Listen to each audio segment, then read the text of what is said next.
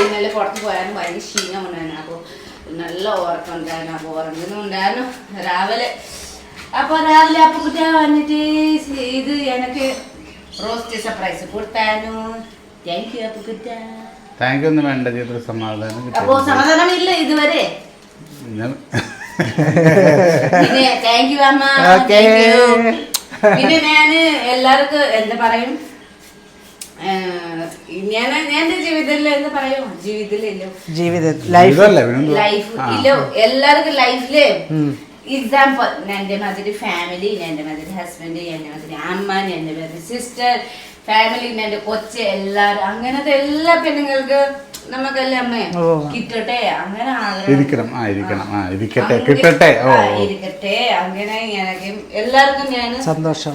എല്ലാവരും സന്തോഷമായിട്ടിരിക്കണം അല്ലേ? ഞാനും അതാ വിചാരിക്കുന്നത്, എല്ലാവരും സന്തോഷമായിട്ടിരിക്കണം. എല്ലാവരും ഇല്ലേ, ഒരു പെണ്ണ് ഒരു വീട്ടിൽ കെട്ടി കഴിഞ്ഞാൽ പിന്നെ ഇങ്ങനത്തെ സന്തോഷം വല്ല സങ്കടം കൊണ്ട് അത് കുഴപ്പമില്ല. പക്ഷെ ഇങ്ങനത്തെ നമുക്ക് ഒരു സപ്പോർട്ടീവ് മദർ, ഹസ്ബൻഡ് എല്ലാവരും ഒരു സപ്പോർട്ടീവ് ഉണ്ടാകുമ്പോൾ ആ വീട്ടിൽ നിന്ന് കൊച്ചെ എന്താ പറയും, ഒരു ഭാഗ്യമതി പ്രിൻസസ്.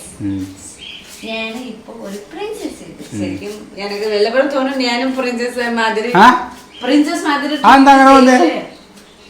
വല്ലവരും അങ്ങനെ ഞാൻ തോന്നും.